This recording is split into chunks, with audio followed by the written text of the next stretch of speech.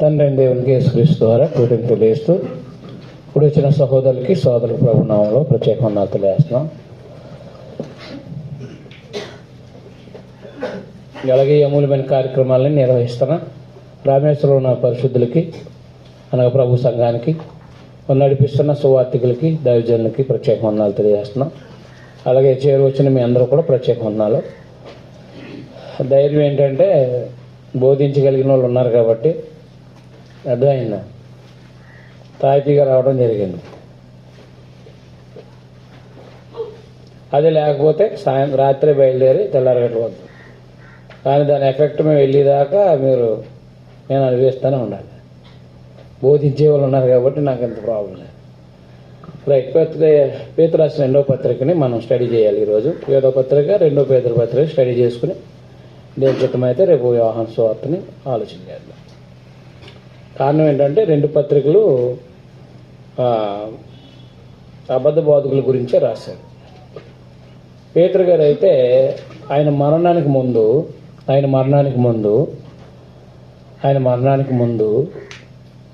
సంఘములో అబద్ధ బోధకులు అనేవాళ్ళు బయలుదేరతారు, జాగ్రత్తగా ఉండాలని చెప్పేసి జాగ్రత్తలు చెప్పుకొచ్చాడు ఆయన. మీకు అర్థమైందా? కాబట్టి ఆయన అదే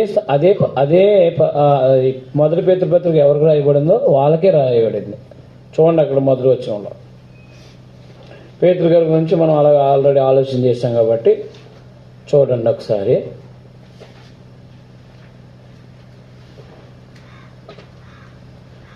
మొదట వచనంలో చూడండి సరిపోద్ది. యేసుక్రీస్తు దాసుడును మన దేవుని యొక్కయు రక్షకుడైన యేసుక్రీస్తు యొక్కయు నీతిని బట్టి మా వలనే అమూల్యమైన విశ్వాసము పొందిన వారికి శుభమని చెప్పి వ్రాయినది.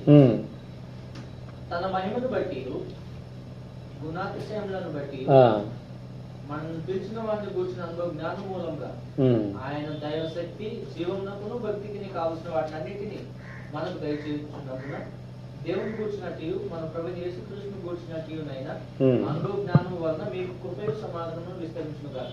కాబట్టి ఆయన ఏం చెప్పారంటే అక్కడున్న స్థానిక సంఘాలకి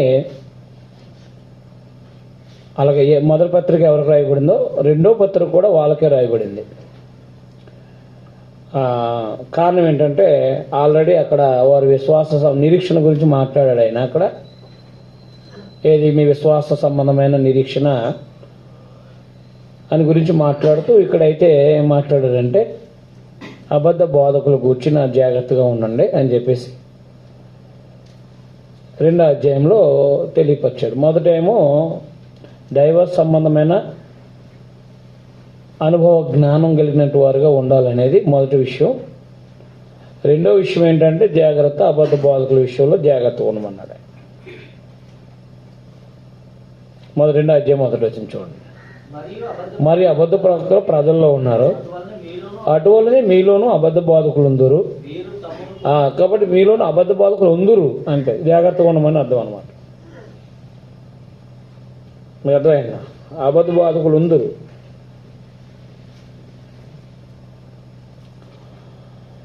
కాబట్టి మీలోనూ అబద్ధ బోధకులు ఉందరు అని చెప్పాడు ఆయన. మొదటగా అనుభవ జ్ఞానం అనేది, అనుభవ జ్ఞానం మూలంగా ఆయన దైవశక్తి దేవుని భక్తి కావాల్సినవన్నీ మనకు దయచేస్తున్నందున. కాబట్టి క్రైస్తవులైనట్టు మనకి అనుభవ జ్ఞానం ఉండాలని. 2వది అబద్ధ బోధకుల విషయంలో జాగ్రత్త, ప్రభు రాకడ విషయంలో జాగ్రత్తగా ఉండాలని చెప్పేసి 3వ అధ్యాయంలో మంచి ప్రభు రాకడ ఉంది కాబట్టి మంచి జీవితాన్ని జీవించాలని చెప్పేసి మాట్లాడు. 3వ అధ్యాయంలో ప్రియులారా ఈ 2వ పత్రిక మీకు ఇప్పుడు రాయిస్తున్నాను. అర్థమైందా? అంటే ఎవరికి రాశాడు? మొదట పేతురు పత్రిక మొదటి పత్రిక ఎవరికి రాశాడో వాళ్ళకే రాశాడు అనమాట. అందుకే 2వ పత్రిక అనే మాట్లాడబడింది. అవునా? కాబట్టి ప్రియులారు ఈ 2వ పత్రిక మీకు ఇప్పుడు రాస్తున్నాను. అది మొదటి పత్రిక రాస్తాడు కాబట్టి 2వ పత్రిక రాస్తున్నాను అన్నాడు. అది ఏ స్థానిక సంఘం రాశాడు? కప్పదొకియా, పొంతు ఇవన్నీ చెప్పాడు కదా మొదటి అధ్యాయంలో. ఆ పేతురు పత్రికలో, మొదటి పేతురు పత్రికలో. అలాగే ఇక్కడ ఇక్కడ కూడా రెండవ పత్రిక కూడా ఆ స్థానిక సంఘాలకే రాశాడు. యూదుల్లో నుండి క్రైస్తవులైన వారికి రాసినట్టుగా మనం మొదటి పత్రిక చదివినప్పుడు ఆలోచన చేశాం. 3వ అధ్యాయంలో కూడా ఈ రాస్తానని చెప్తూ ఆయన ఏమన్నాడంటే,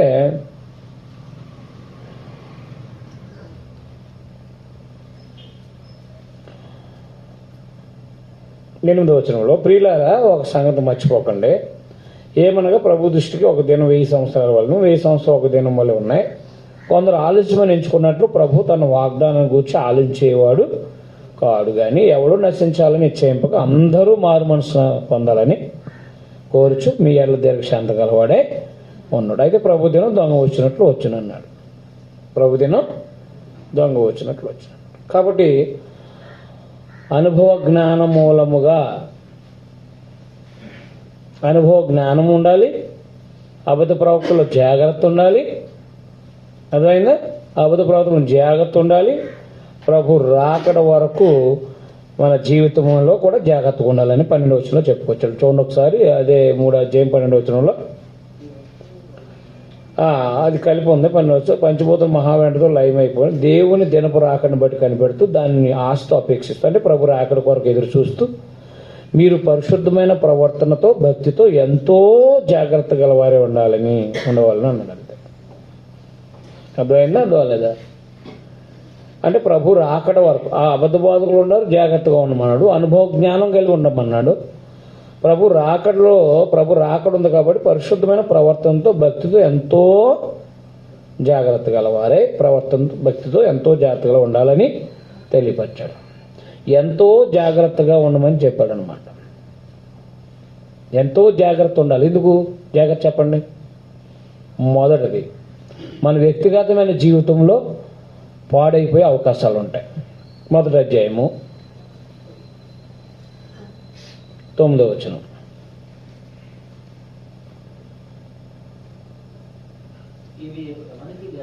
అవి ఏమంటే దేవుని స్వభావ సంబంధమైన గుణాలు ఎవరికి లేకపోవనో, శుద్ధి కలిగిన సంగతి మర్చిపోయి గుడ్డివాడు దూరదృష్టి లేని వాడగును. అందువలన కాబట్టి అందువలన మీ పిలుపు సహోదరుల మీ పిలుపు ఏర్పాటు నిశ్చయం చేసుకుంటూ మరి జాగ్రత్త పడినాడు. చూడండి, మొదటి అధ్యాయంలో కూడా జాగ్రత్త చెప్తున్నాడు. చనిపోవడానికి అనగా ఆయన మరణించడానికి ముందుగా ఈ పత్రిక రాసినట్టుగా మనం చూడొచ్చు. కారణం ఏంటంటే 13వ వచనంలో చెప్పాడు చూడండి, మరియు మన ప్రభువుని యేసుక్రీస్తు నాకు సూచించిన ప్రకారం నా గుడారము త్వరగా విడిచిపెట్టవలసి వచ్చినని ఎరిగి. అర్థమైందా? త్వరగా విడిచిపెట్టవలసి వచ్చినని ఎరిగి. 13వ వచనం చూసారా? త్వరగా విడిచిపెట్టాల్సి వచ్చినని ఎరిగి అంటే ఆయన మరణం దగ్గరలో ఉన్నట్టుగా మనకు అనిపిస్తుంది. మరణ దగ్గరలో ఉన్నప్పుడు ఏం చెప్తారు చెప్పండి? చనిపోయేటప్పుడు జాగ్రత్తలు చెప్తారు. దావీదు కూడా సొలొమోనుకి 2వ అధ్యాయంలో రాజుల మొదటి గ్రంథంలో జాగ్రత్తలు చెప్పాడు. నాయనా నేను వెళ్ళిపోతున్నాను, లోపలందరూ మావాల్సిన మార్గాన్ని. అవునా? రైట్. అలాగే అపోస్తులు వారి దేహాలు విడిచిపెట్టినప్పుడు వారు రాసినప్పుడు, అంటే పౌలు గారు కూడా అన్నారు కదా, నేను మంచి పోరాడితే నా పరుగు. అలాగే పేతురు గారు కూడా నా గుడారం త్వరగా విడిచిపెట్టవలసి వచ్చినని ఎరిగి, నేను ఈ గుడారంలో ఉన్నంతకాలం మీ సంగతులు జ్ఞాపకం చేసి మిమ్మల్ని రేపట న్యాయమని ఎంచుతున్నాను. కాబట్టి మన సంగతులు అర్థమైన కానీ రేపటం అంటే మళ్ళా వాటిని తిరిగి తెలియపరచడం లేకపోతే జ్ఞాపకం చేయడం అనేది చాలా అవసరం అన్నమాట. అయితే ఇవన్నీ కూడా వీటిని జ్ఞాపకం చేసుకున్నట్లుగా జాగ్రత్త చేస్తున్నాను అనమాట. అంటే నిత్యము వీటిని జ్ఞాపకం చేసుకున్నట్లు జాగ్రత్త చేస్తానంటే రాసినవి జాగ్రత్త చేస్తానని చెప్పాడు అనమాట. కానీ మొదటి అధ్యాయంలో జాగ్రత్త ఏంటి? మొదటి అధ్యాయంలో జాగ్రత్త ఉన్నది ఏంటి? అనుభవ జ్ఞానం. దేవ స్వభావంలో పాలువారు కాకపోతే మళ్ళీ గుడ్డివాళ్ళు అయిపోతారు, అర్థమైందా? దూరదృష్టి లేని వాళ్ళు అయిపోతారు, అంటే ఒక రకంగా పాడైపోతారు. ఏది? దైవ గుణాల్లో దేవుని స్వభావంలో ఏమై ఉండాలా? పాలువారై ఉండకపోతే, దేవుని గుణాలను సంపాదించకపోతే గుడ్డి వాళ్ళు అయిపోతారు. పూర్వ పాపాలకు శుద్ధి కలిగిన సంగతి మర్చిపోయి గుడ్డి వాళ్ళు అయిపోతారు. 2వ అధ్యాయంలో అబద్ధ బోధకుల విషయంలో జాగ్రత్త ఉండమని చెప్పాడు అన్నమాట.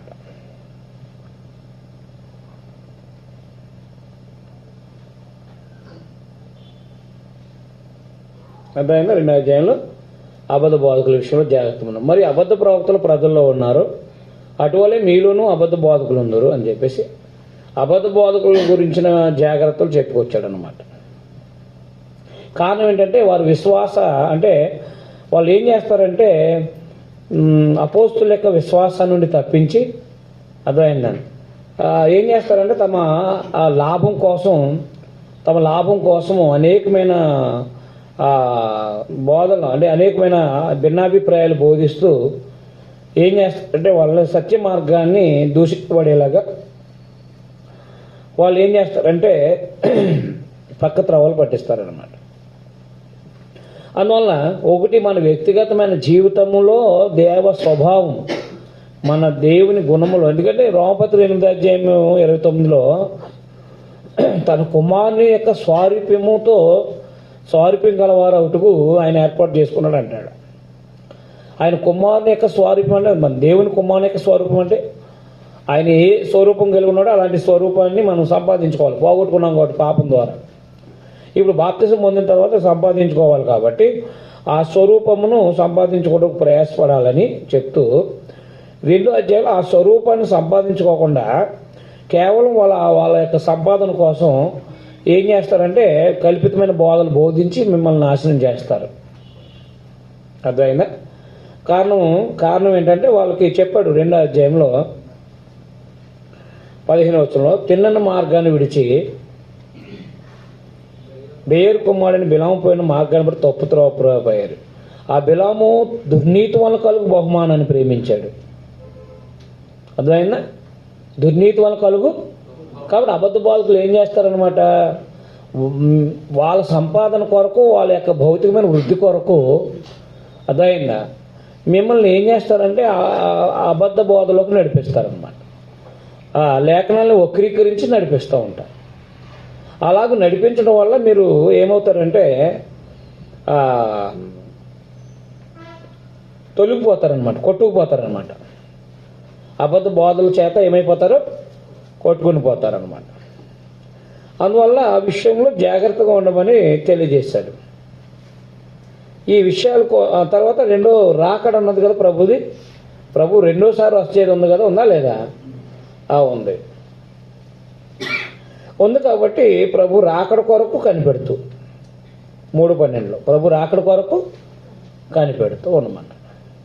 ప్రభు రాకడ వరకు కనిపెడుతూ ఉండమన్నాడు అన్నమాట.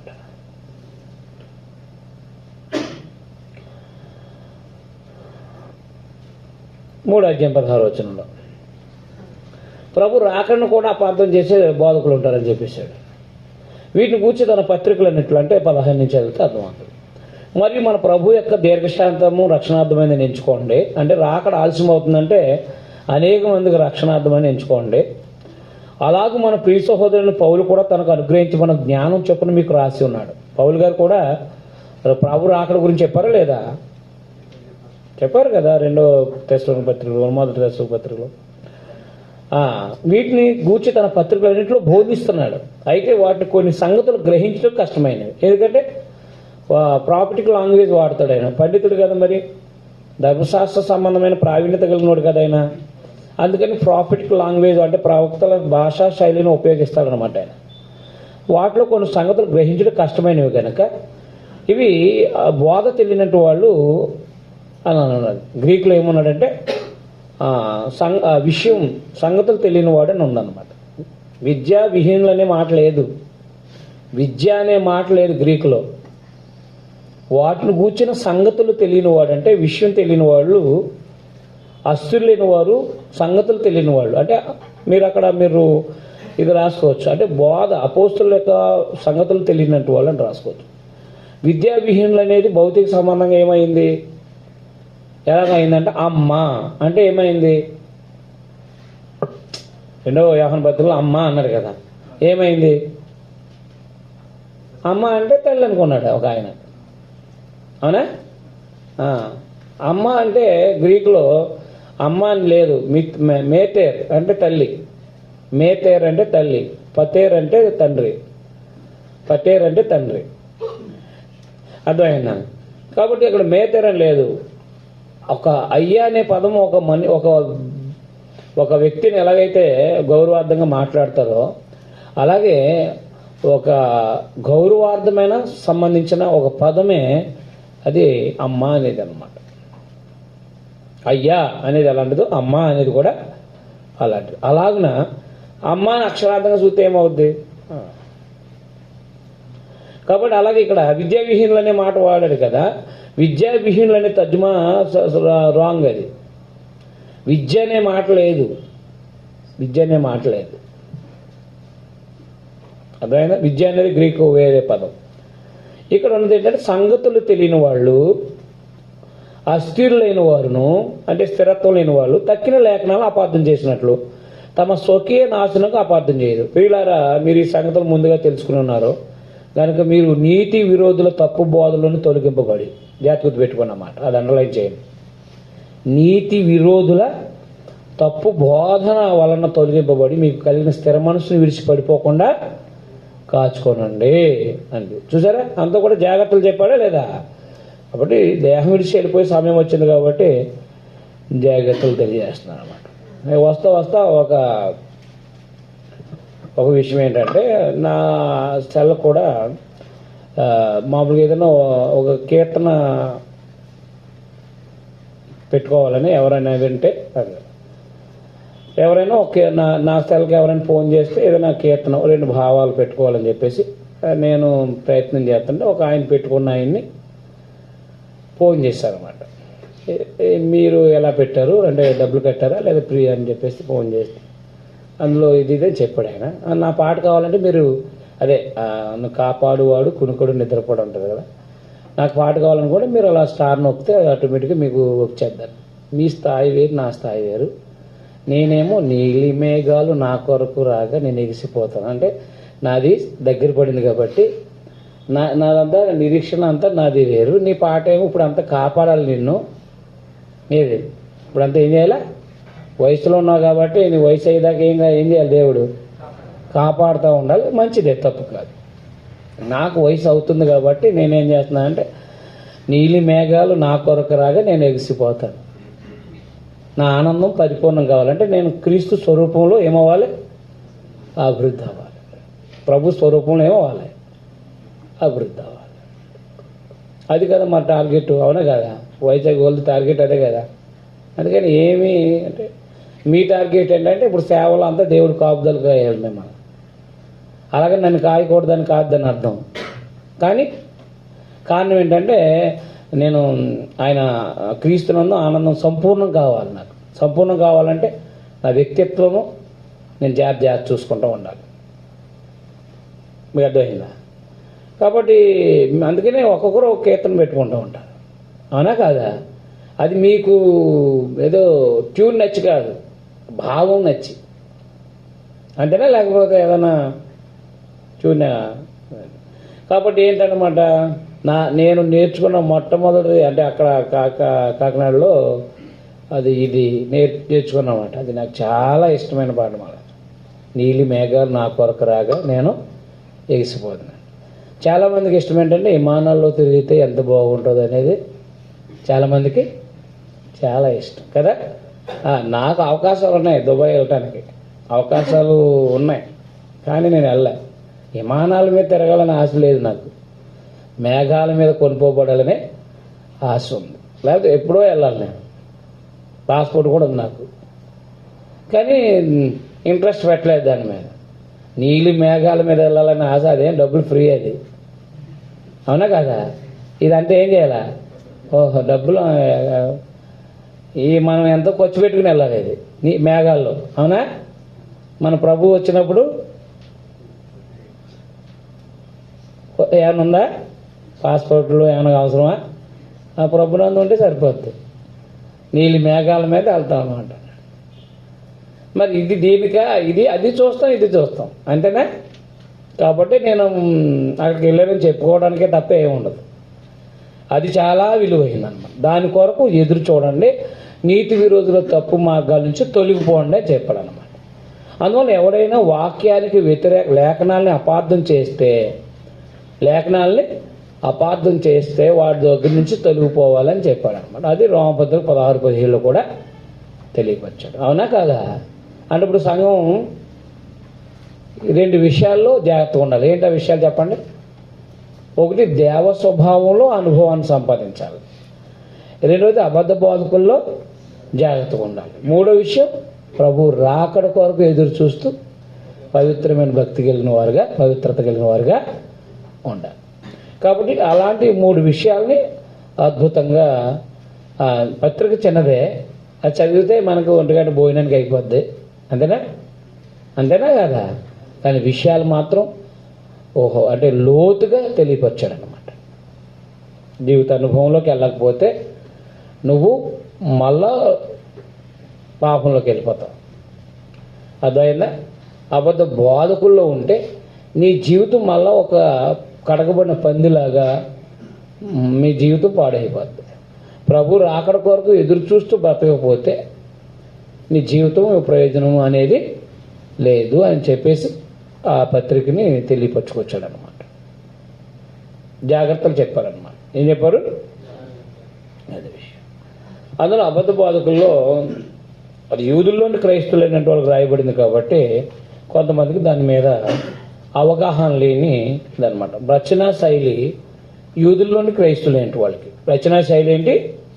యూదుల్లోని క్రైస్తవులైన వాళ్ళకి రాయబడింది. రచనా శైలి వాళ్ళకి అర్థమైన రీతిగా, వాళ్ళకి ప్రాఫిటిక్ లాంగ్వేజ్ తెలుసు కాబట్టి వాళ్ళకి ఆ రచనా శైలి అనేది వాళ్ళు ఎరిగిన రచనా శైలిలోనే రాయడం జరిగిందనమాట. దాన్ని పట్టుకుని మన వాళ్ళు నానా బాధలో పెట్టేశారు 2:4, 5 కదా. రైట్, మనం ఆలోచన చేద్దాం తర్వాత. పేతురు రాసిన 2వ పత్రిక 1వ అధ్యాయం మొదటి నుంచి.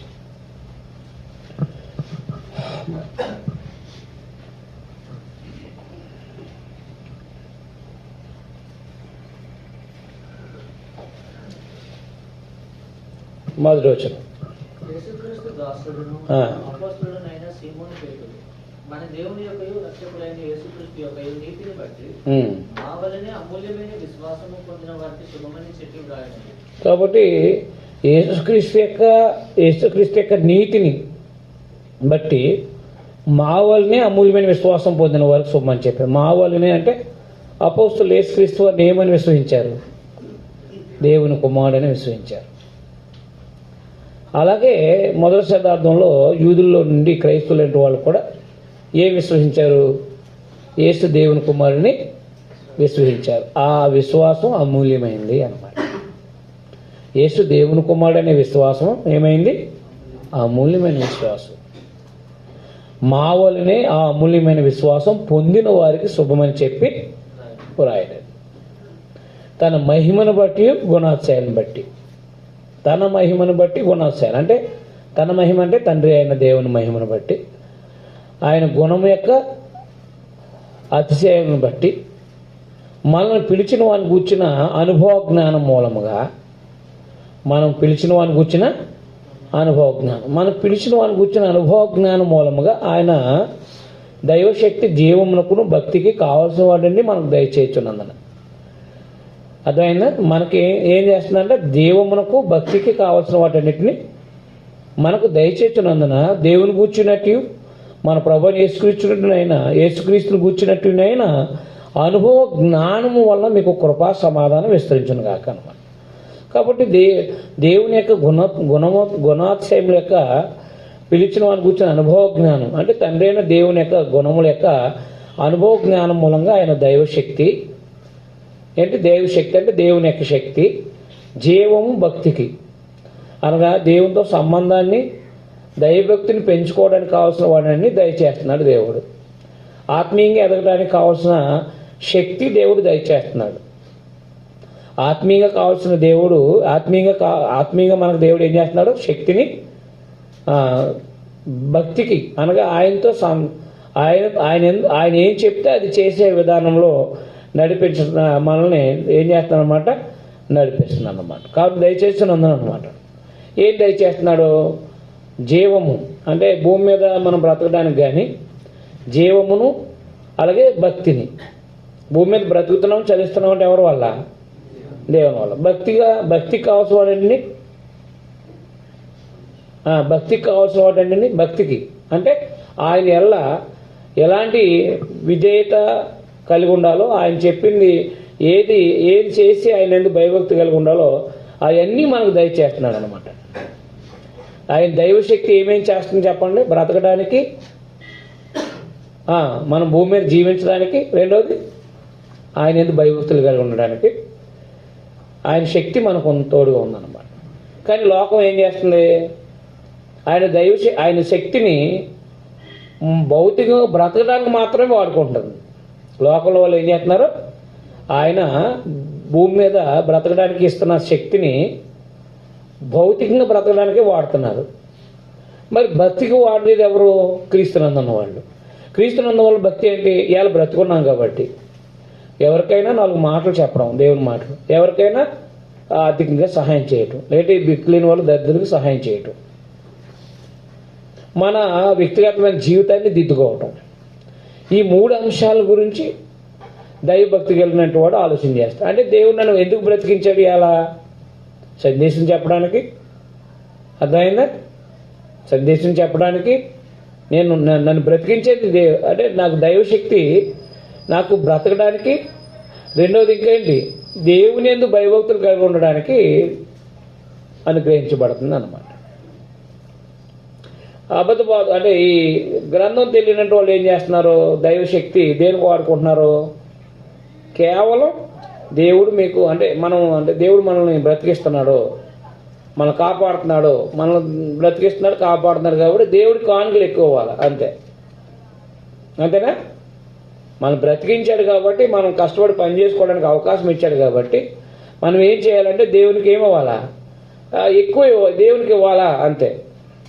మరి ఇక బ్రతికిస్తున్నందుకు భక్తి వద్దా? భక్తి కావాలా వద్దా? కాబట్టి భక్తి అనేది చాలా అవసరం. దైవభక్తి లేకపోతే మనకి దైవభక్తి లేకపోతే దేవునికి ప్రార్థన చేసినా లేకపోతే దేవుని వాక్యంలో ఎదగాలన్నా, ఆత్మీయంగా ఎదగాలన్నా దైవభక్తి లేకపోతే మనం ఎదగలేము. దైవభక్తికి శక్తి ఉందా లేదా? ఉంది. దైవభక్తికి శక్తి ఉంది. కాబట్టి ఆయన దైవశక్తి మనం బ్రతకడానికి భక్తికి కావాల్సిన వాటిని మనకు దయచేస్తున్నాడు. భక్తికి ఇప్పుడు ఇవన్నీ నేర్చుకునేది ఏంటి? దేనికి? భక్తికి. మనం బ్రతుకున్నది ఎందుకు? బ్రతుకున్నామంటే ఎవరి వల్ల? దేవుడు. అంటే దైవశక్తి మనం బ్రతకడానికి, రెండవది భక్తికి, రెండింటికి దైవశక్తి మనకు ఉపయోగపడదు.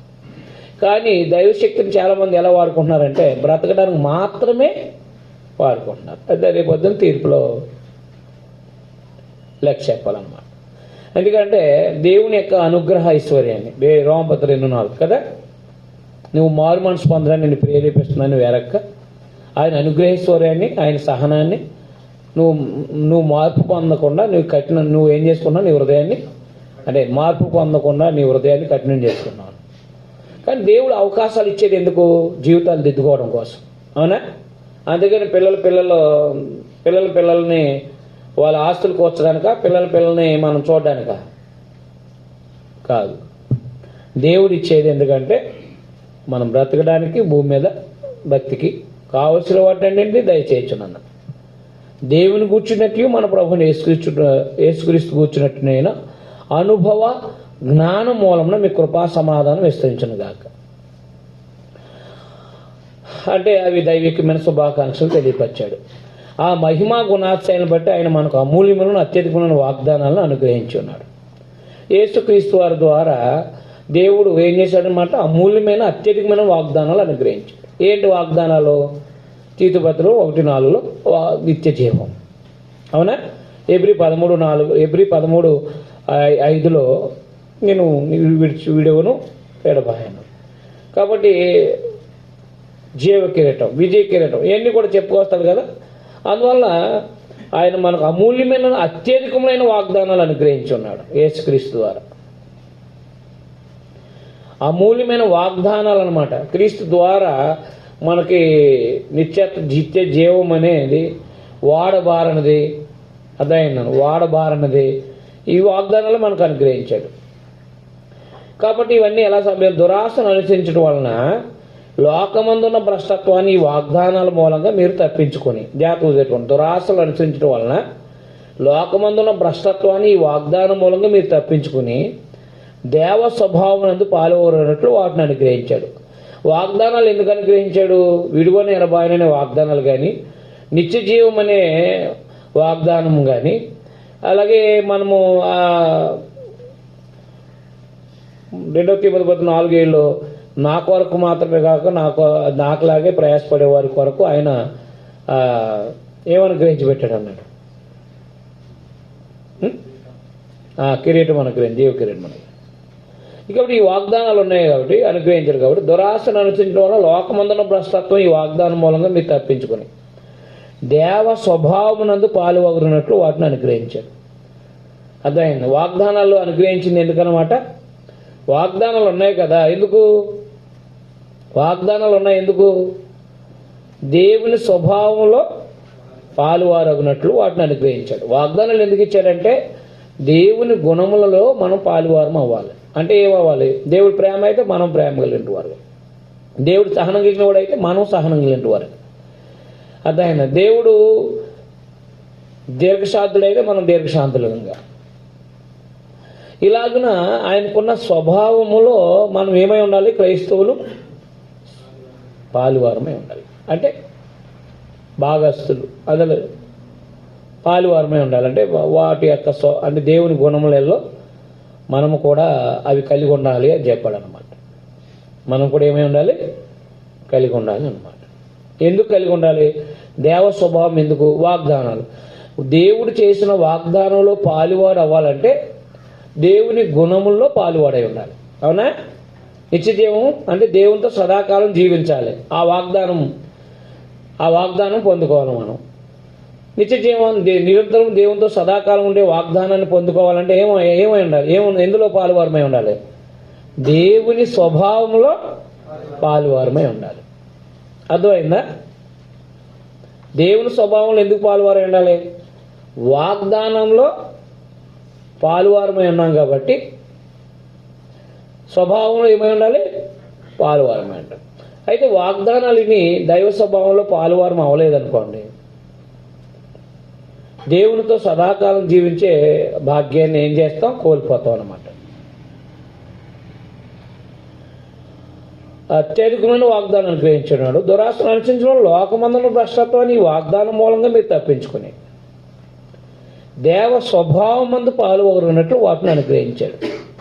వాగ్దానాలు ఎందుకు అనుగ్రహించాడంటే నేను విడువని ఎనబాయను, అదైనా పరిశుద్ధాత్మ వాగ్దానం ఇవన్నీ కూడా నిత్య జీవము అనే వాగ్దానాలు ఎందుకు అనుగ్రహించాడంటే దేవుని స్వభావంలో పాలువారం అవటానికి.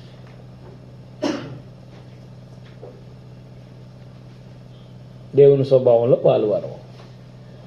స్వభావంలో పాలువారు కాకపోతే ఆయన రాజ్యాన్ని స్వతంత్రించుకోలేము. మనం ఆయన రాజ్యాన్ని ఏం చేసుకోలేము? స్వాతంత్రం. కాబట్టి ఏం చెప్పారనమాట? ఈ హేతు చేత మీ మట్టుకు మీరు పూర్ణ జాగ్రత్త గలవారై ఏది వాగ్దానాలను అనుగ్రహించాడు, దేవ స్వభావంలో పాలువారు అవటానికి. కాబట్టి పూర్ణ జాగ్రత్త గలవారై మీ విశ్వాసమునందు సద్గుణమును అనమాట. మీ విశ్వాసమునందు సద్గుణము.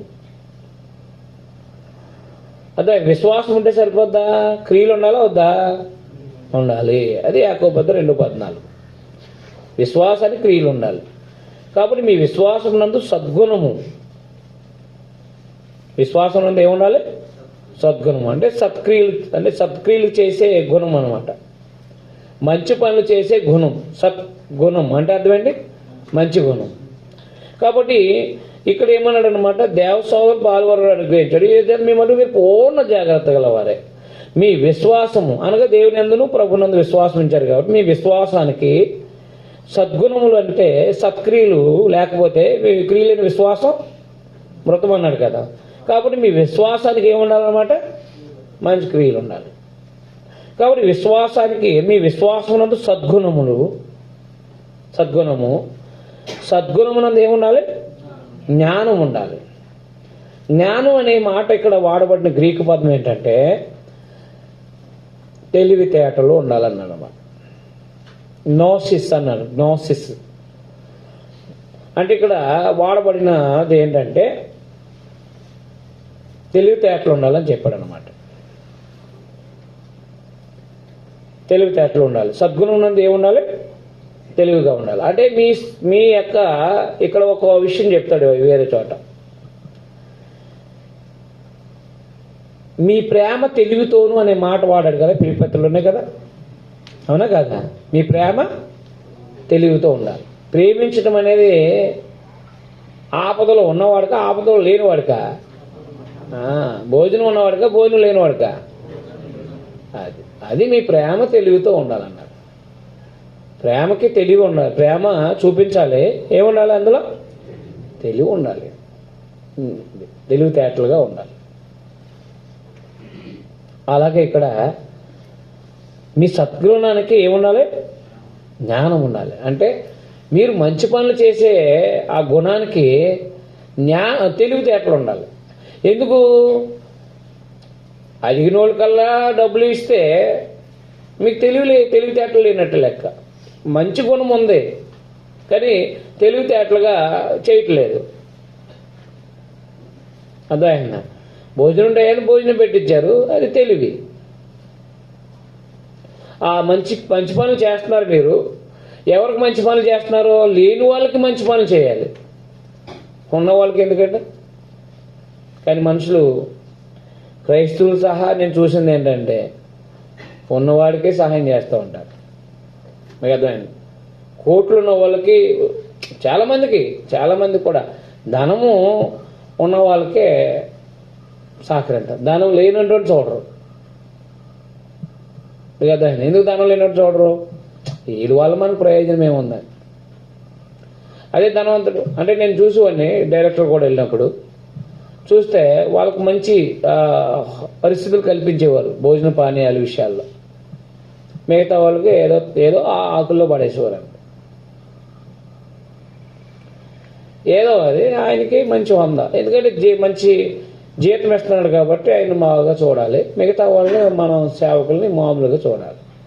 ఆ దౌర్భాగ్యమైన మనస్తత్వాన్ని కట్ చేయాలి. అందుకే తామ్రాడ ఎవరైనా పెద్దవాళ్ళు వస్తున్నారు అనుకోండి, ఆయనకి సెపరేట్గా చికెన్ కాదు, మొత్తం అందరికీ వేసేస్తాను నేను. మొత్తం అందరూ మాంసాహారం అంతే, ఆయనకి ఏం పెడుతుంది అందరికీ. మీకు అర్థమైనా అర్థం లేదు. అది బయట చూసి నేను అది చేయలేదు. వృద్ధాప్యులు ఉన్న వాళ్ళు మనం గౌరవించాలి, అవునా?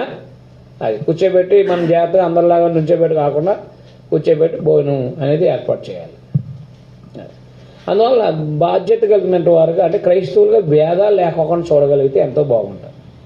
కానీ ధనము దరిద్రతనే భేదం సంఘాలు ఉందా లేదా? ఉంది. ఆ భేదం ఉన్నది అంతే, ఆ సంఘము ఆత్మ సంబంధంగా ఎదగలేదని అర్థం. అంతే. లోపాలు ఉన్నాయంటే సంఘం ఏమైనట్టు? ఎదిగినట్టే ఎదగలేనట్ట. అందువల్ల ఆత్మీయంగా ఎదగలేనట్టు అనమాట. అందువల్ల ఆ భేదం ఉండకూడదు దేవుని బిడ్డలుగా. కానీ అందుకే ధనవంతుడు తన ప్రయత్నాల్లో వాడిపోతాడంట. ఏకబద్ధలు చెప్పాడు కదా ఒకటి బదులు. దరిద్రుడు తన ప్రయత్నాలు ఏమవుతాడు? ముందుకు సాగుతాడు. ధనం ఎక్కువ ఉంటే ఏం జరుగుతుంది? లోక సంబంధమైన వాటి మీద వెళ్ళిపోద్ది మనసు, అవునా కాదా? ధనం అనేది లేకపోతే ఏమవుతుంది? బైబిల్ చెప్పడం, అదే చదవటం, చెప్పడం, ఇదే పనిగా పెట్టుకుంటూ ఉంటాడు సేవకుడు. అదే బోధిస్తూ యథార్థంగా బ్రతుకుతూ బోధిస్తున్న ఇంకా సంగతులు తెలుసుకోవాలని ప్రయత్నం చేస్తూ ఉంటే ఆ సామాన్యుడు ఎదుగుతూ ఉంటాడు. ధనం వచ్చిందా అక్కడ ఆపేసి వేరే పనుల మీద ఉంటాడు. ధనం వస్తే ఏమవుతాడు? వేరే పనుల మీదకి వెళ్ళిపోయి. అందుకనే దైవజనుడా నీవైతే వీటిని విసర్జించి అన్నాడు. నీవైతే వీటిని ఏం చేయండి? విసర్జించి అన్నాడు. ఆ మాట అర్థమైతే ఆ జ్ఞానం ఎంత ఉందో కనిపెట్టవచ్చు.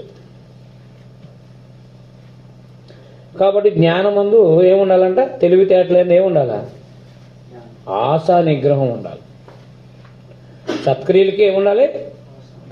సత్క్రియలకి తెలివితేటలు ఉండాలా వద్దా? ఉండాలి. మరి తెలివితేటలు ఏంది ఏముండాలి? తెలివితేటలు కలిగిన వాడుగా, మంచి అంటే జ్ఞానంగా తెలివైన వాడుగా, తెలివితేటలు కలిగినట్టు వాడుగా వాడికి చెయ్యొచ్చా చేయకూడదా సహకారం? అది చేయొచ్చు, ఓకే, చేయదు అంతే. భోజనం ఉన్నవాడికి భోజనం పెడితే ఏంటి ప్రయోజనం? తర్వాత కాబట్టి ఆశా నిగ్రహం అంటే ఏంటి? కోరికలను ఏం చేసుకోవాలా? అదుపులో పెట్టుకోవాలి. నాకేం అక్కర్లు వద్దంటే ఇంకా ఉన్నారు ఎవరన్నా అలాగా? నాకేం అవసరం లేదు, నాకైతే సరిపోయిందా, ఇల్లు ఉంది, అదే అయిందా, బైబిల్ నేర్చుకోవడానికి బైబిల్ సంబంధించిన విషయాలు ఉన్నాయి, హెబ్రీ గ్రీక్ నేర్చుకోవడానికి సంబంధించి ఒక ట్యాబ్ నాకు సొంతం చేసుకున్నాను, నాకు చాలు, ఇంకేం అవసరం లేదు. ఆర్థిక సంబంధం చచ్చిపోయేదాకా కట్టుకుంటూ ఉంటాం, ఏమీ లేదు. మీకు అర్థమైంది? అర్థం అవి ఉంటేనే మనం జాగ్రత్తగా ఉంటాం, లేకపోతే ఇంకా వేస్ట్ కోర్సులు చేసేస్తాం. విలువలే అది లేకపోతే ఏమవుతాం, ఇంకా ప్రతి ఒక్కరిని నమ్మి మనం పాడు చేసేస్తాం డబ్బులు, అవునా కాదా? అది ఉంటే జాగ్రత్తలు ఉంటాయి, చాలా అది అవసరం అన్నమాట, జాగ్రత్త ఎక్కువ ఉంటుంది అన్నమాట. కాబట్టి నాకు అవసరమైన ఉండండి, నాకు అవసరం ఉంది, బైబిల్ని మూల భాషలో కూడా స్టడీ చేయడానికి కావాల్సిన సామగ్రి ఉంది, ఇంకేం అవసరం లేదు. అర్థమైందా? ఇంకేదైతే చేయాలనుకున్నాను కానీ ఇంకా చేయాలని ఆశ లేదు ఇంకా. అంతే అంటే 66 పుస్తకాలని ప్రింటింగ్ చేయించి చేయాలనుకున్నాను. ఒకసారి నా బ్యాగ్లో ఉంది, 66 పుస్తకాలు ఉన్నాయి, ప్రింటింగ్ చేసి ప్రతి సువార్తికుడి చేతిలో పెట్టాలని అనుకున్నాను. ఇప్పుడు లేదు, మనసు లేదు. మీకు అర్థమైందా? అర్థమలేదా? ఏమంటే ఆల్రెడీ నేర్పుతున్నాగా, ఇంకేం అవసరం లేదు. అవసరమైతే జిరాక్స్లు తీసుకొని చదువుకోండి అంతే. ఒకనాడు దానికోసం చాలా టెన్షన్ పడ్డాను, ప్రతి ఒక్క మీ చేతిలో కూడా పెట్టాలని టెన్షన్ పడ్డాను. అందరూ ఒక 20 మంది సేవకులు అంటే మన దగ్గర ట్రైనింగ్ అయిన వాళ్ళు గ్రూప్లో ఉన్నారు. అప్పుడు తీసేసాను అందరు, నేను అర్థమైంది ఉన్నారు. మీరు అందరూ ఒక్కొక్కరు 10,000 వేసుకోండి, మీ చేతిలోకి 66 పుస్తకాల అవుట్లైన్ బైబిల్ ఒక పుస్తకం 2 పుస్తకాల కింద అవుతుంది అని చెప్పేసాను. మళ్ళీ మీరు ఇచ్చినట్టుకి మీరు బుక్లు ఎవరికైనా ఇచ్చుకోండి, అమ్ముకోండి. అంటే ఒక 10 పుస్తకాలు వచ్చినాయనుకో, 10 పుస్తకాలు అమ్ముకొని మీ డబ్బులు మీరు సేవ్ చేసుకోండి. అది పెద్దది బుక్ ఉంది కదా, అదైతే మీకు అర్థమైందా? ఇంకేం లేదు, కోరికలు ఏం లేవు ఇంకా. అదే యాదన్ గారు ఆ బుక్ ఇవ్వలేదు అంటే నాకు అప్పుడు స్టడీ చేసేటప్పటికి అది ఎవరు రాలే. నేను అప్పుడు మొత్తం మీద ఎందుకో ఈ అమెరికా వాళ్ళకి లెటర్ల కన్నా మీకు అర్థమైందా ఎక్కువ మెటీరియల్కి చర్చ అనమాట. చర్చ ప్రైస్లు ఎన్ని చర్చ ప్రైస్లు ఉన్నాయి అన్ని చర్చ ప్రైస్లు అవన్నీ కూడా చూసేవాడిని. పాపం జాన్ వాడే గారని ఒక ఆయన చనిపోయారు. 40 సంవత్సరాలు కష్టపడి 66 పుస్తకాల అవుట్లైన్ని తయారు చేశారు ఇంగ్లీష్లో. దీన్ని మళ్ళా తర్జుమా చేయడానికి ఒక ఆయన మన ఇంటి దగ్గర పెట్టుకుని అన్ని వసతులను ఏర్పాటు చేసి ఆయనకి మళ్ళీ కొంత అమౌంట్ ఇచ్చి 66 పుస్తకాలని నేను దగ్గర కొన్ని తర్జుమా చేశాను అనమాట. ఇలాగ ఒక బుక్ కింద తయారు చేసేవాళ్ళని అనుకున్నాను. ఏ మహానుభావుడు సహాయం చేయడానికి రాలా, నేను తయారు చేసుకుని హాయిగా దగ్గర పెట్టుకున్నాను. బాగుందా బుక్? బాగుందా లేదా? అది నేను ఎవరికి ఇవ్వను. మీకు అర్థం లేదా? ఇలాంటి పుస్తకాలు ప్రతి సువార్తికుడికి అందించాలనే ప్రయాసపడ్డాను. ఇక మనం అప్పు చేసి చేయమని దేవుడు చెప్పలేదు కాబట్టి నేను వెనక్కి వెళ్ళిపోయాను. ఇంకా చేయాలని ఆశ లేదు, ఇంకా నాకు మనసులేదు. స్థానిక సంఘానికి అప్పు చెప్పేస్తాం, వాళ్ళ తర్వాత చేసుకుని అది మానేస్తారు. అడిగినప్పుడు ఒక యథార్థమైన పనివాడు అడిగినప్పుడు ఏం చేయాలా? సాయం చేయాలి వద్దా? సాయం చేయాలి. సరే డబ్బులకైనా కొనండి అంటే కొనట్లా, ఫ్రీగా తీసేసుకుని అని ఇచ్చి పడేశాను. ఫ్రీగా తీసేసుకుని అని చెప్పేసి ఇచ్చేసాను అనమాట. ఒక బుక్ కింద అయితే ఎంత బాగుంటుంది. ఇప్పుడు ఈ బుక్ బాగుందా లేదా? ఆది కాండం నుంచి ప్రకటన వరకు అద్భుతంగా రాశారు ఆయన అవుట్లైన్స్. మీకు అందులో కొన్ని విషయాలు కూడా మీకు ప్రస్తావించడం జరుగుతుంది. మరి ఇలాంటి పుస్తకాలు ప్రతి సువార్తికుడి చేతిలో ఉండాలనుకోవడం నా అదే తప్ప రైటా? సహకరించకపోతే మనం ఏం చేస్తాం అంటే ఏంటంటే దేవుని పిల్లలుగా ఈ జనాల దగ్గర దోచుకునే వాడికి అయితే సాయం చేస్తారు. ఏం చేయాలా? దోచుకునే వాడికి ఏం చేస్తారా? సహాయం చేసేది సహాయం వచ్చేస్తుంది. యథార్థంగా పనిచేసే వాడికి మాత్రం ₹1 జల్లాలంటే ఆలోచిస్తారు. నాకు ఎందుకయ్యా అంత టెన్షను? నా కుటుంబానికి నేను టెన్షన్ పడుతున్నాను. మళ్ళీ ఆల్రెడీ వాకింగ్ నేర్పించడానికి నేను ఎంతో టెన్షన్ పడ్డాను 10 సంవత్సరాల నుంచి. ఇక నేను టెన్షన్ పడాలనుకోలేదు. టెన్షన్ పడితే నాకు అనారోగ్యం గురించి ఇంటికాడ కూర్చోవాలి. అవునా కాదా? మన చింత ఎవరి మీద ఏమన్నాడు? కాబట్టి నాతో ఉన్న వాళ్ళకి చెప్పాను, జిరాక్స్లు తీయించుకొని హాయిగా 1000-2000 అవుతుంది, జిరాక్స్లు తీయించుకొని చదువుకోవాలని అని చెప్పాను అనమాట. నేను మాత్రం ఇలా బుక్గా చేయించుకున్నాను. ఎంతైనా చెప్పను, పుస్తకం అయినా ఇవ్వను. దేవదాన్ గారు ఎవరో మెటీరియల్ ఇచ్చారండి ఆయన మెటీరియల్ ఇచ్చారండి ఎవరికో. ఆడి పేరు వేసుకున్నాడండి ఆ కుర్రోడు ఎవడో తెలియదు. మరి మెటీరియల్ ఇస్తే ఏం చేయాలా? ఇప్పుడు చూడండి, నేను ఎంత కష్టపడింది. నేనైనా వెనకాల ఆయన ఉన్నాడా లేడా? మరి ఎంత గౌరవించి చేసాం.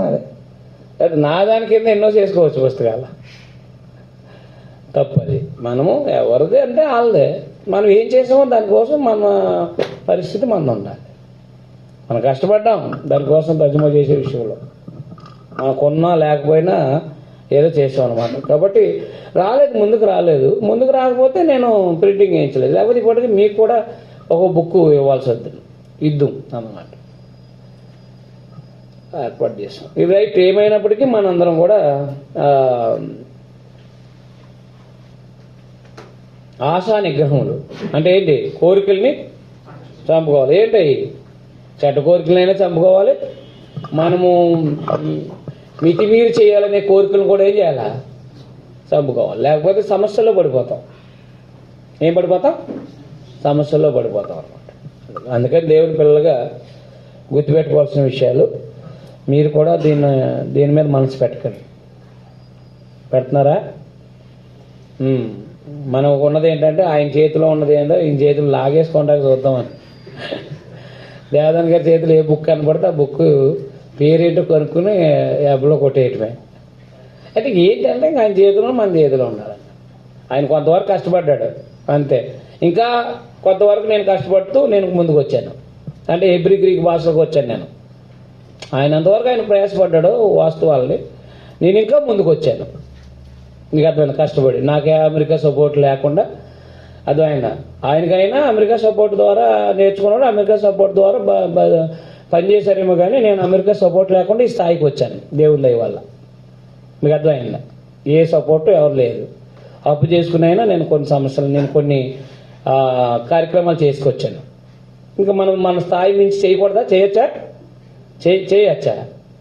చేయకూడదు. కాబట్టి ఆగిపోయాను అంతే. నా వరకు నేను ముందుకు వచ్చాను. ఇంకా పుస్తకాన్ని తయారు చేయగలిగాను. ఒక సువార్తికులు, కొంతమంది సువార్తికులు చేతిలో పెట్టగలిగాను. అంటే ముందుకు వచ్చానా రాలేదా?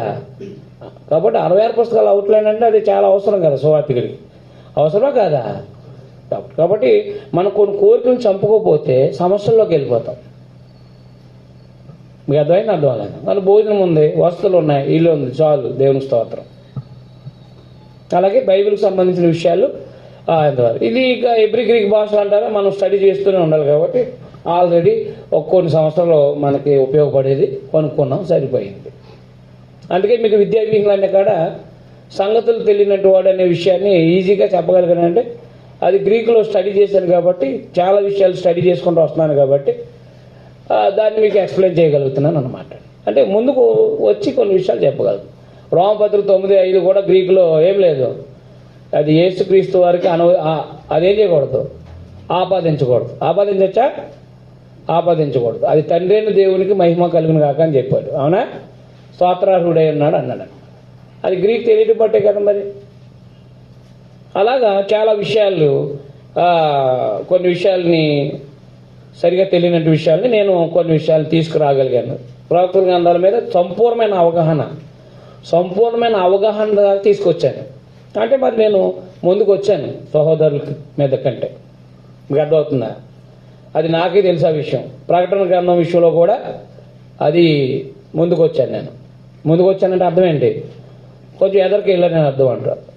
అంటే నాకు బోధించిన వాళ్ళకంటే ముందుకు వచ్చాను అనమాట. కానీ వాళ్ళ సామర్థ్యం, వాళ్ళ జీవితాలు మనకు సాటి కాదు.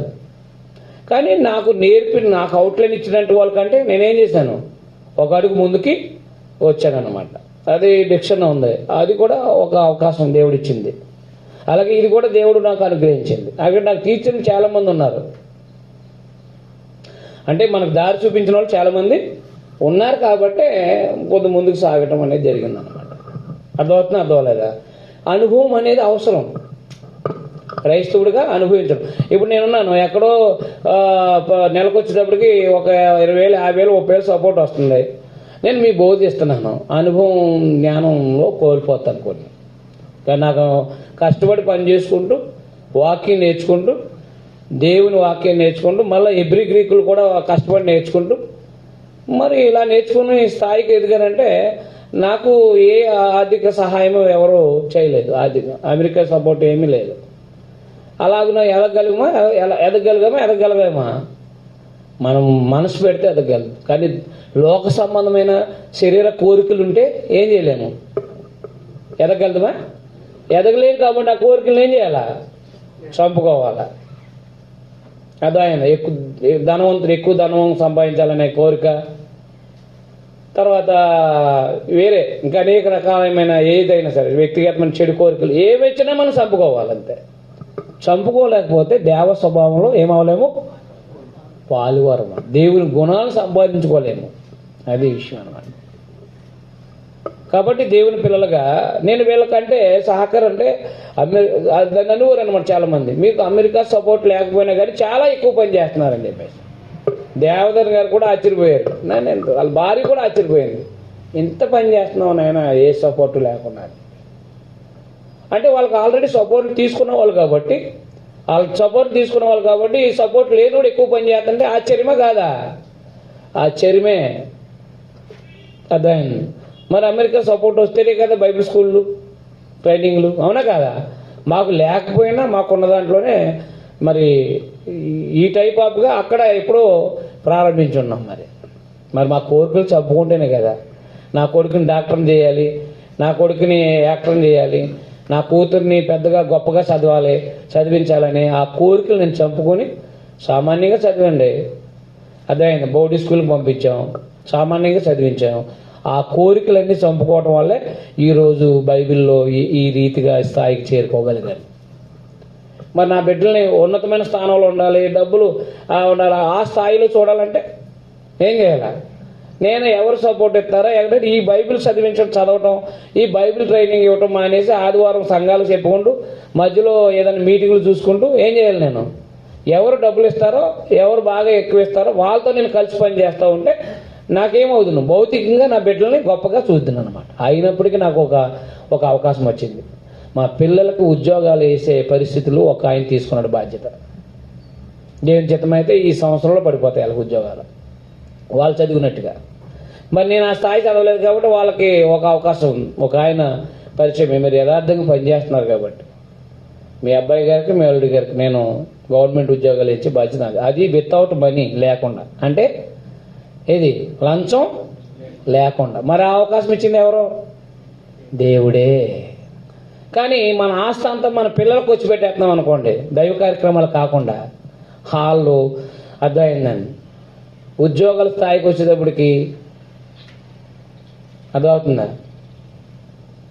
లోకంలో పోయినా ఆశ్చర్యపోవక్కర్లేదు. మన ధనం ప్రయోజనకరంగా చేసుకున్నాం అనుకో, మన కోరికలు చంపుకొని, మనకు ఏదో ఉంటాయి కదా అవన్నీ చంపుకొని సామాన్యంగా మనం చదివించాల్సిన అవసరం ఉంది. హై స్కూళ్ళు ఉన్నాయి, గవర్నమెంట్ స్కూల్ ఉన్నాయి. ఒకనాడు ఉద్యోగస్తులందరూ ఎవరు? గవర్నమెంట్ స్కూల్లోనా ప్రైవేట్ స్కూల్లో?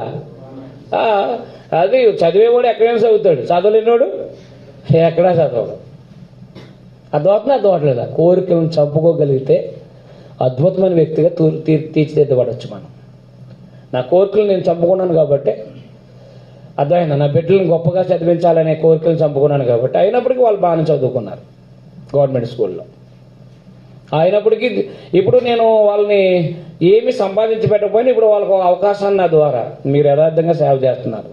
నేను చూశాను, ఏ సపోర్టు లేకుండా మీరు సేవ చేస్తున్నారు కాబట్టి అని. ఒక ఆయన 15 సంవత్సరాల నుంచి నన్ను పరీక్షిస్తున్న ఆయన మొన్న ఆదివారం నన్ను పిలిచి, నేనే వెళ్ళాను, పిలిచి మీరు ఎంతో యథార్థంగా సేవ చేస్తున్నారు నాకు తెలుసు, నా బాధ్యత ఒక్క 2-3 నెలల్లో వాళ్ళకు ఉద్యోగాలు ఇచ్చే బాధ్యత నాది, డబ్బులు లేకుండా నేను చేసి పెడతాను అని చెప్పేశాడు అనమాట. మరి అవకాశాన్ని కల్పించింది ఎవరు?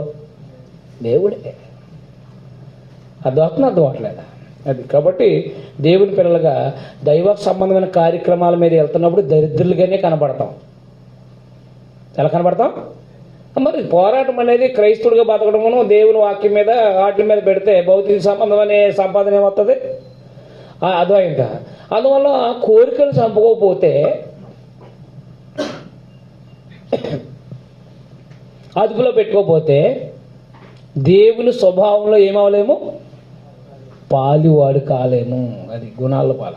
భార్య బిడ్డల్ని వాక్యానుసారంగా నడిపించుకోలేము. మీకు అర్థమవుతుందా? ధనం ఎక్కువ సంపాదిస్తే పిల్లలు ఏమవుతారండి? ఒకసారి ఆలోచన చేయండి. ఏమవుతారు చెప్పండి? ధనం ఎక్కువ ఉంటే ఏం చేస్తారు? ఏమవుతారు? లోక సంబంధమైన సుఖభోగాలన్నీ అనుభవించి నాశనం అవుతారని ప్రయత్నాలు చేస్తారు. అప్పుడు పరిశుద్ధులు ధనం వృధా చేస్తే ఏమవుతుంది? ఇంట్లో శాపం కనపడుతుంది. ఏం కనపడుతుంది? శాపం కనపడుతుంది. అందుకని నా ప్రయాసకు తగిన ప్రతిఫలం దేవుడు ఇస్తూనే ఉన్నాడు. ఆయన ఒకటి చెప్పారు, మీకు ఆర్థిక సమస్యలు అంటున్నాయి. ఉన్నాయి. నేను మీకు ఎందుకు లోన్ పెడతాను, క్రిస్టియన్ బీసీసీ కాబట్టి మీకు లోన్ పెడతాను, మీకు ఏం కంగారు పడకండి, మీరు ఇబ్బంది పడుతున్నారు, ఇప్పుడు కంగారు పడకండి అని చెప్పేశారు. మరి దేనికోసం బాధలు పడ్డాను? దైవ సంబంధం కార్యక్రమాల కోసమే కదా. ఎక్కువగా దేనికోసం ప్రయాసపడ్డాను? దేవుని పని కోసమే కదా. ప్రతిఫలం అనేది దేవుడు దగ్గర పెట్టి ఉంచాడు అంతే. అందుకని భవిష్యత్తు మనకు తెలియదు కదా. మనము దేవుని పిల్లలుగా బ్రతుకుతున్నప్పుడు లోక సంబంధంగా దరిద్రులుగానే బ్రతకాల్సి వస్తుంది. యేసు ప్రభు ఎలా బ్రతికారు అలాగే బ్రతకాల్సిన పరిస్థితులు వస్తాయి. కానీ తగిన సమయం మందు మనం దేవుడు హెచ్చించే ఏర్పాటు ఉంది. అందుకని కోరికలు చంపుకోవాలి. పిల్లల్ని బాగా చదివించాలి, కానీ డబ్బులంతా దానికే పోసేసి దేవుని పని ఖర్చు పెట్టకపోతే వాళ్ళు నేను రేపు పొద్దున్న ఉద్యోగాలు వచ్చిన తర్వాత నీ వృద్ధాప్యంలో నేను వదిలేస్తారు. వృద్ధాప్యంలో కూడా ముదుములో ఆదరించాల్సింది ఎవరు? దేవుడు. నేను వాళ్ళ మీద ఆధారపడలే. అయితే నా బాధ్యతగా వాళ్ళకి నేను ఏదో ఒకటి చేసి పెట్టాలి. ఆస్తి సంపాదించి పెట్టలేదు. ఆస్తి సంపాదించేది కాదు. నువ్వేం సంపాదించలేదు అనుకో నా భార్య, నేనేమంటా తెలుసా, సంపాదించే పని కాదు నాది. ఇది గవర్నమెంట్ ఉద్యోగం కాదు, ప్రైవేట్ వ్యాపారాలు కాదు, ధనం సంపాదించే వ్యాపారం కాదు నాది. నువ్వేం సంపాదించలేదు పిల్లలకి అన్నారనుకోండి, మనం ఏం సంపాదిద్దాం? ఇల్లు, భోజన పానీయాలు, అంతేనా? ఇల్లు, భోజన పానీయాలు, వాళ్ళ అవసరతలు, వాళ్ళ యొక్క అవసరతలు, అంతే. ఆస్తి కూర్చోబెట్టలేదు అనుకోండి, అన్నది అనుకోండి, అంటుంది అనుకోండి, నేనేమంటా తెలుసా, నేను ఆస్తి కూర్చోబెట్టడానికి చేసే పని నా పని డబ్బు సంపాదించే పని కాదు, భోజనం పెట్టే పని. ఇల్లు కష్టపడి ఇల్లు పని, ఇల్లు సంపాదించి పెట్టే పని, భోజనం పెట్టే పని. మీకు అనారోగ్యాలు వస్తే హాస్పిటల్ చూపించే అంత డబ్బులే ఉంటాయి, కానీ వెనకాల ఆస్తులు కనపడవు. కారణం ఏంటంటే పని అలాంటిది. అలా చెప్పగలగాలి భార్య. చెప్పాలా వద్దా? అడుగుతారు వాళ్ళు, నువ్వేం చేసి పెట్టావు వెనకాలని. నేను చేసి పెట్టే పని నాది కాదు అని చెప్పగలగాలి. మరి అలాంటి త్యాగపూరితంగా ఉంటేనే కదా మనము ఈ దేవుని వాక్యంలో, విశ్వాసంలో, ప్రేమలో ఎదిగే దేవుని స్వరూపంలోకి వెళ్ళగలుగుతాం. కోరికలు తీర్చుకుంటూ పోతే దేవుని స్వభావం ఉంటుందా? కాబట్టి కోరికలను ఏం చేయాలా? అదుపులో పెట్టాలా. ఎక్కడెక్కడికో తిరగాలని ఉంటాయి, ఎక్కడెక్కడో ఏదో చేయాలని, డబ్బు సంపాదించాలని ఆశలు ఉంటాయి. ధనాపేక్ష సమస్తమైన కీడులకు మూలం. అది గుర్తుపెట్టుకోండి. అందుకని దేవుని పిల్లలుగా నాకు ఈ అవకాశం వచ్చినప్పుడు నాకు ఆనందం వేస్తుంది. మొన్న ఆదివారం సాయంత్రం ఎప్పుడో చెప్పారు, ఎప్పుడో ఆయన వాగ్దానం చేశారు, ఇప్పుడు నెరవేర్చడానికి సిద్ధంగా ఉన్నారు. అందువల్ల ఎప్పుడు కూడా దేవుని వాక్యానికి, దేవుని యొక్క వాక్యం కొరకు, దేవుని పని కొరకు ఖర్చు పెట్టాల్సిన ధనాన్ని అది ఎక్కువ ఖర్చు పెట్టుకోకుండా మన కుటుంబాలకు ఎక్కువ ఖర్చు పెట్టుకున్నాం అనుకోండి, సుఖభోగాలకి ఏదో ఒక రోజుని కోల్పోయే అవకాశాలు ఉంటాయి. దేవ స్వభావం రాదు. ఇప్పుడు శ్రమల్లో బాధలు ఇబ్బందులు ఉంటే ఏమవుతుంది? అందరూ లైన్లో ఉంటారు. బాధలు ఇబ్బందులు ఉంటే ఏముంటారు? జనం అంతా ఎలా ఉంటారు? లైన్లో ఉంటారా ఉండరా? అంటే క్రమశిక్షణలో ఉంటారా ఉండరా? రైట్. ధనం ఎక్కువ ఉంటే ఎవడో కనపడ్డు ఇంట్లో, అర్థమైందా? భార్య కనపడదు, భర్త బిడ్డలు కనపడరు, ఖాళీ లేదు, రెండు పిలిచాడు, ఆరు పిలిచాడు, ఈడు పిలిచాడు అంటాడు. కడుపు కాలితే ఎక్కడ ఉంటాడు? చేతి పనిలో ఉంటాడు. కడుపు కాలితే ఎక్కడ ఉంటాడు? పనిలో ఉంటాడు. అర్థమవుతుందా? కాబట్టి కోరికలు ఏమైనా ఉన్నాయా?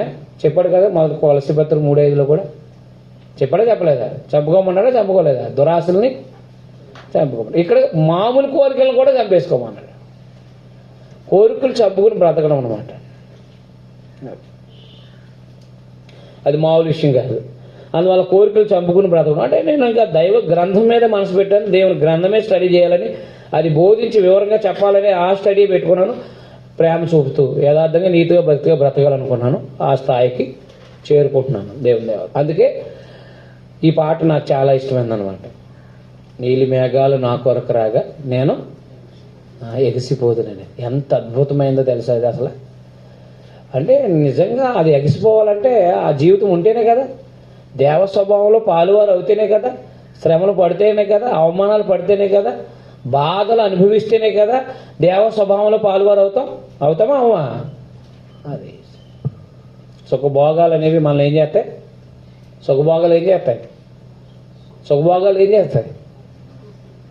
భ్రష్టుడిగా మార్చేస్తాయి, భ్రష్టత్వంలోకి నడిపిస్తాయి సుఖభోగాలు. అందుకే ప్రతిరోజు శ్రమ. 73వ కీర్తన. అవునా? ప్రతిరోజు శ్రమ, బాధ కలుగుతుంది నాకు. మరి లోకంలో వాళ్ళండి మంచి జలసాగా అంటే మంచి ధైర్య గర్వం కంఠంలో ఉంది, మంచి సుఖభోగాలు అనిపిస్తున్నారేంటి? అవును, ఆడు ఎప్పుడు చచ్చిపోతాడు వాడికి తెలియదు. కానీ భక్తిపడికి రోజు శ్రమ ఉంటుంది, కానీ దేవుని సహాయం ఉంటుంది. ఏముంటుంది? అద్భుతమైన సహకారం ఉంటుంది అనమాట. అద్భుతమైన దేవుని సహాయం లేకపోతే ఏ దుష్టుడికైనా దేవుని జ్ఞానం అర్థమవుతుంది. 12 దానియేలు గ్రంథం. ఈ సంగతులను ఏ దుష్టుడును గ్రహించలేడు. చదవండి ఒకసారి దానియేలు గ్రంథం. అందుకని దేవ స్వభావంలో పాలువారు అవ్వాలంటే విశ్వాసం. అవును, యేసు దేవుని కుమారుని విశ్వసించావు, మరి మంచి పనులు ఉన్నాయి, సత్క్రియలు చేయాలి. మంచి పనులు చేస్తే ధనం ఏమవుతుంది? ఖర్చు అవుతుందా? ఉంటుందా? 12వ అధ్యాయం లాస్ట్ వచనాల్లో ఉంటుంది చూడండి.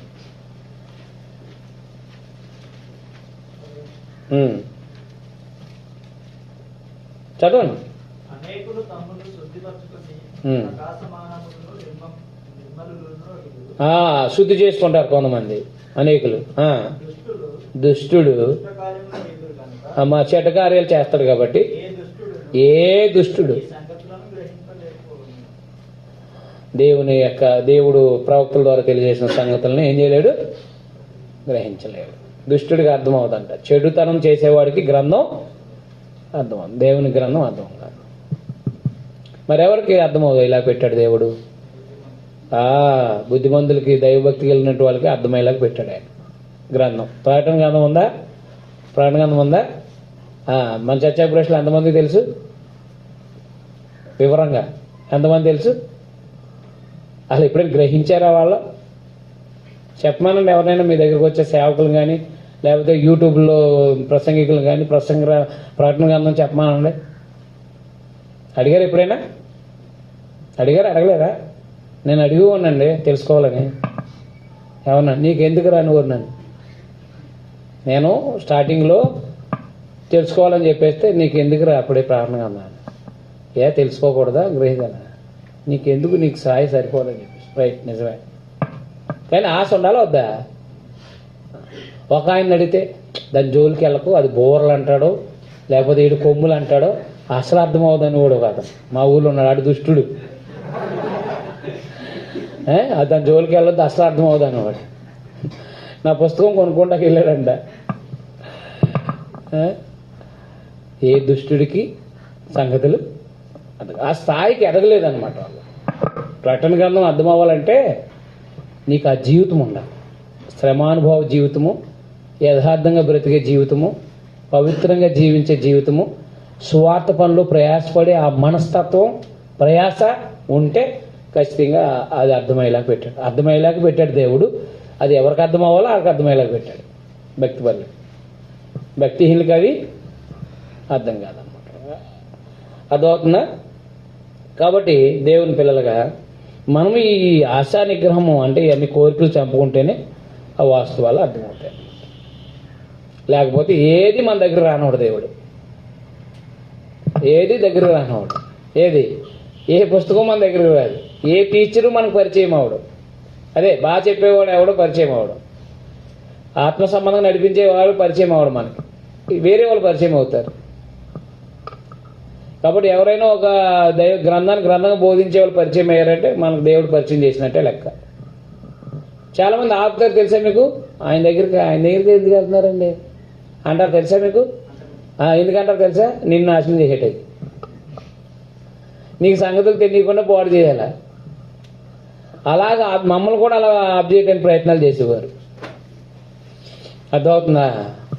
అది కాబట్టి దేవుని పిల్లలుగా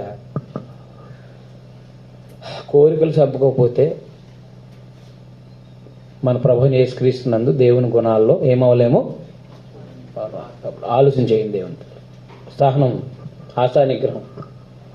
ఆశలలో ఏం చేయాలి? నిగ్రహించుకోవాలి. కోరికల్ని అదుపు చేసుకోవాలి.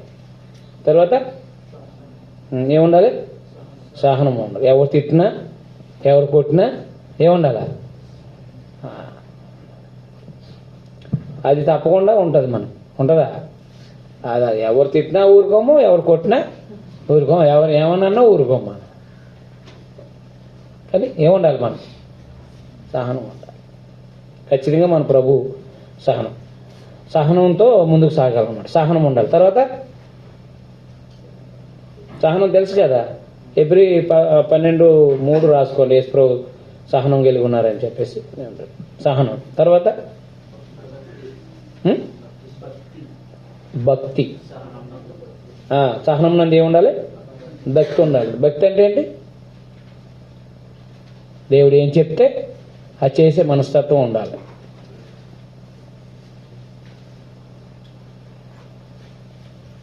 ఇరవై 22వ అధ్యాయంలో ఆదికాండంలో నువ్వు దేవుని యందు భయభక్తులు కలవాడవని ఇప్పుడు తెలుసుకున్నాను అంటాడు.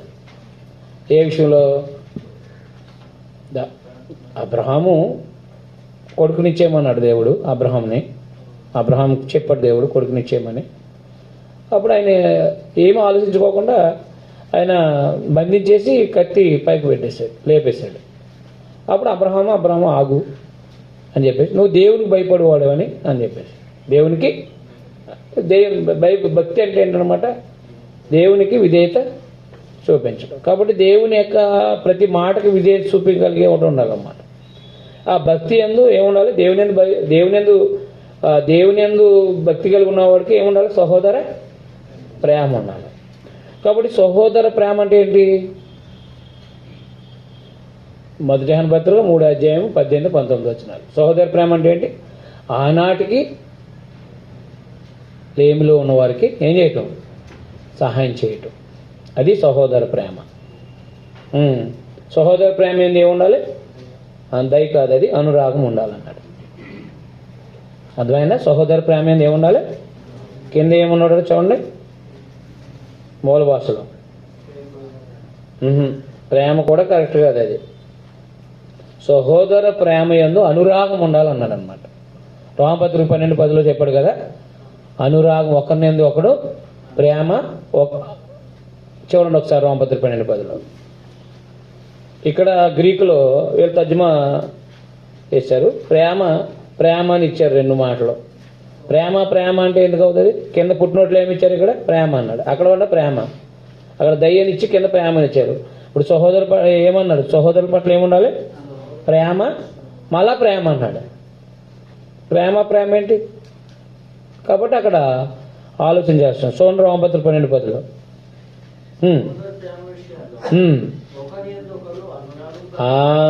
అదే సేమ్ ఇక్కడ పెట్టాడు అన్నమాట.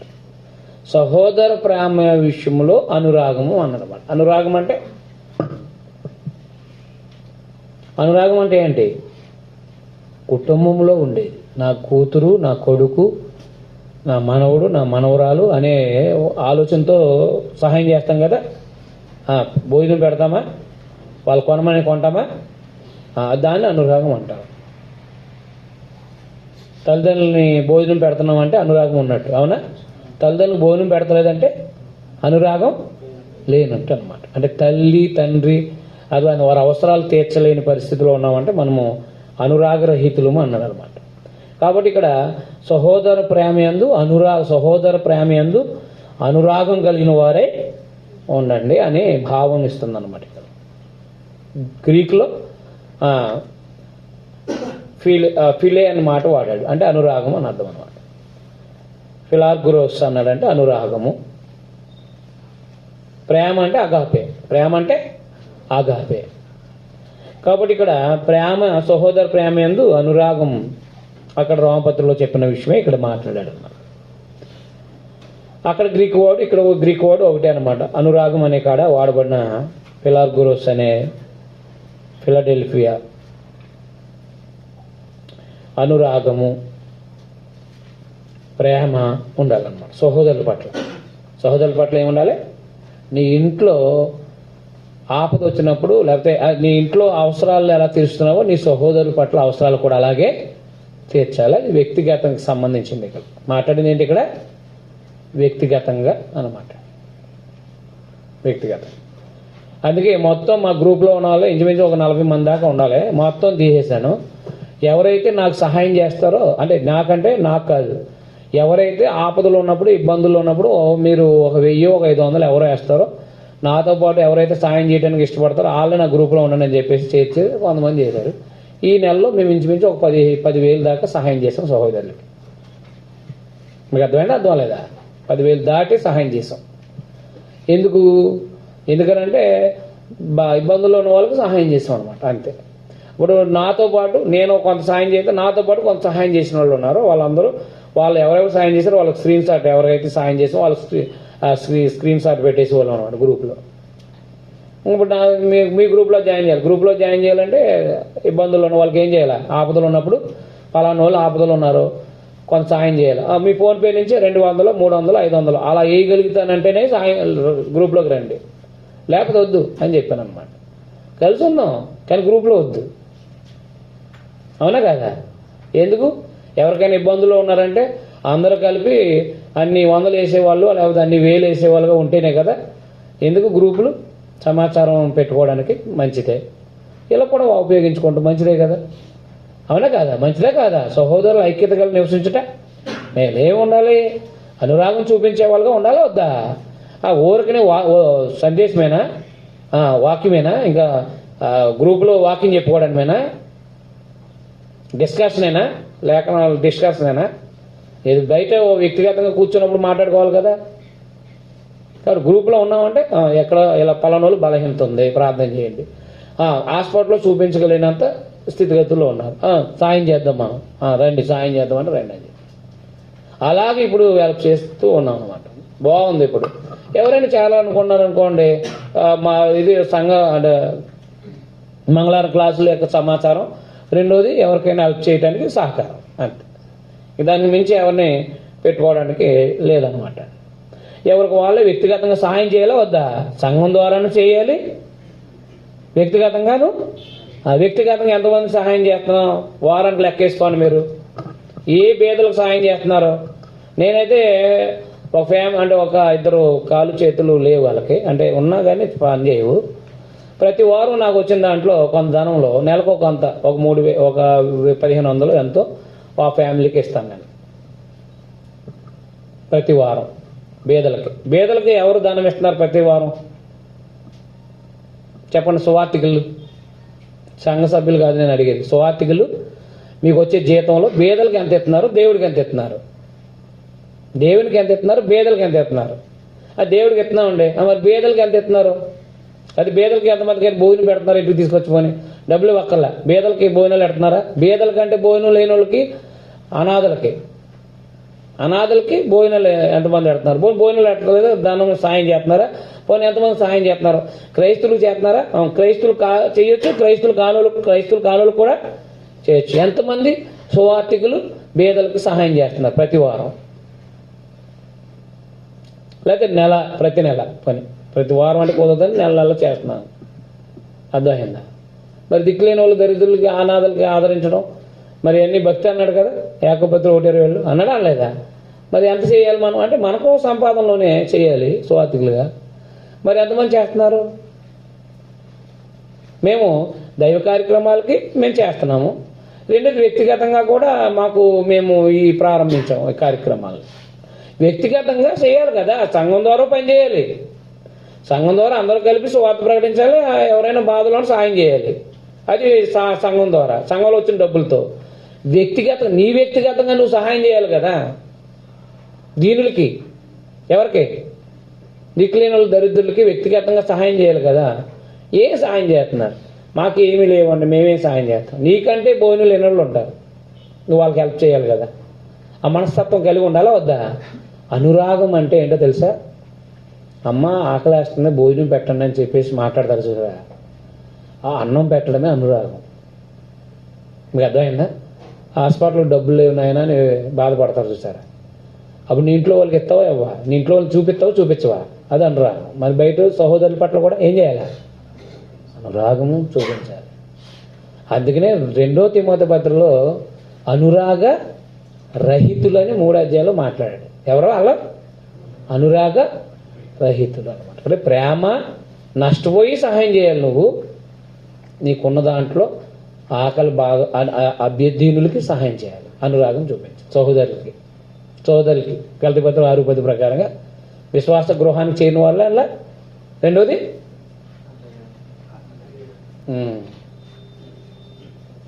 అదర్స్ అన్నమాట. అది సహోదరు ప్రేమ యందు అనురాగమును అమర్చుకోండి. అనురాగాన్ని ఏం చేయండి? అమర్చుకోండి. చదవండి. అమర్చుకోవడం దైవ సంబంధమైన దేవ స్వభావంలో ఏమైనట్టు? పాలువారైనట్టు అనమాట. ఇవి మీకు కలిగి మనం భోజనం టైం దాటికంగా కలిగి విస్తరించిన ఎల్ల